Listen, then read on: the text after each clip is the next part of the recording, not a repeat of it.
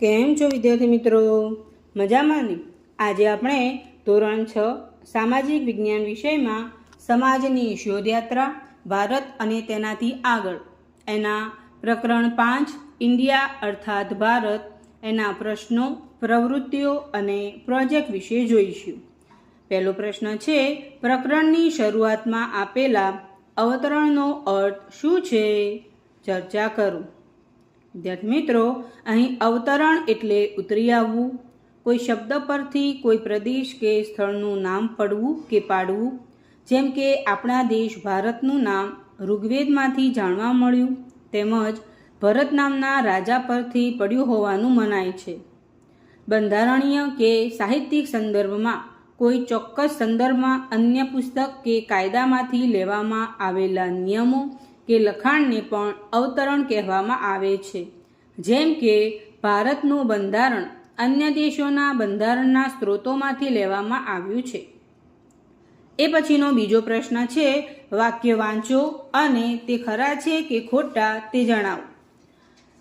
પહેલું વિધાન છે, ઋગ્વેદમાં ભારતની સંપૂર્ણ ભૂગોળનું વર્ણન છે. આ વિધાન ખોટું છે, કેમ કે ઋગ્વેદમાં મુખ્યત્વે સપ્ત સિંધુ પ્રદેશનું વર્ણન છે, સમગ્ર ભારતનું નહીં. બીજું વિધાન છે, વિષ્ણુ પુરાણમાં સંપૂર્ણ ઉપખંડનું વર્ણન છે. આ વિધાન સાચું છે.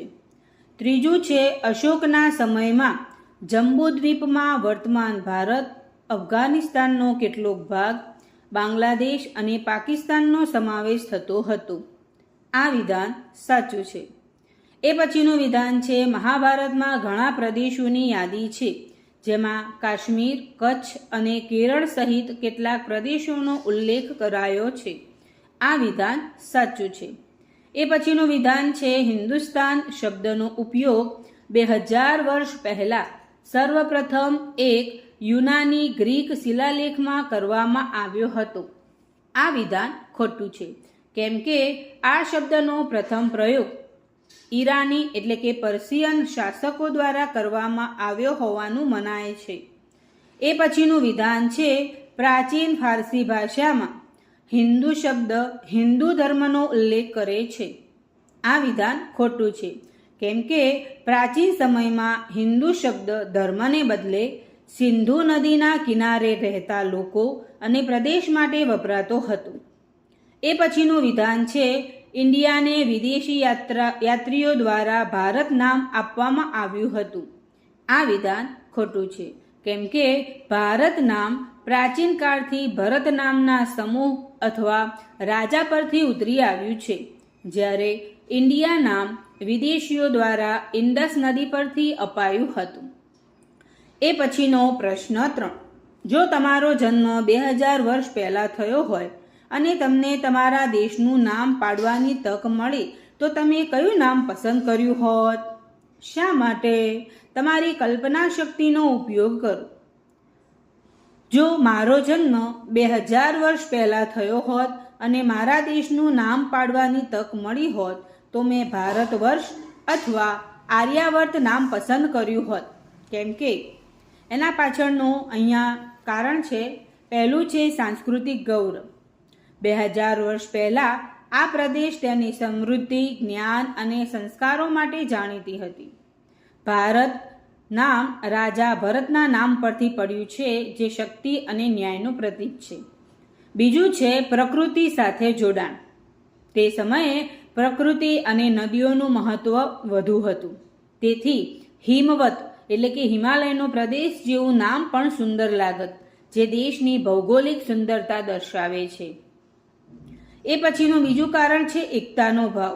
એક એવું નામ જે વિવિધ રજવાડાઓને એક તાંતણે બાંધી રાખે અને લોકોમાં દેશભક્તિની ભાવના જગાડે.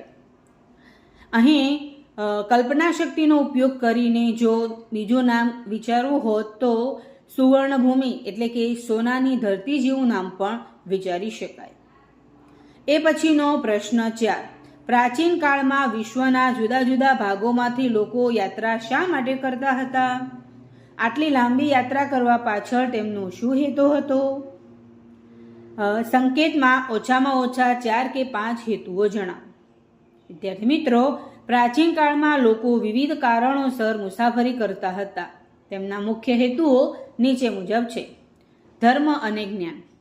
લોકો ધાર્મિક ઉપદેશો, જ્ઞાન અને આધ્યાત્મિક માર્ગદર્શન મેળવવા માટે વિવિધ તીર્થસ્થાનો અને વિદ્વાન ગુરુઓની શોધમાં યાત્રાઓ કરતા હતા. બીજું છે રોજગાર અને વેપાર. વેપારીઓ પોતાની કિંમતી વસ્તુઓ, મસાલા અને કાપડનું વેચાણ કરવા માટે કાફલાઓ સાથે અન્ય દેશોમાં મુસાફરી કરતા હતા. એ પછીનું કારણ છે આશ્રય અને સ્થળાંતર. કુદરતી આફતો જેમ કે પૂર કે દુષ્કાળ અથવા આક્રમણોથી બચવા માટે લોકો સલામત સ્થળે સ્થાયી થવા યાત્રા કરતા હતા. એ પછીનું કારણ છે વિજય અને સામ્રાજ્ય વિસ્તાર.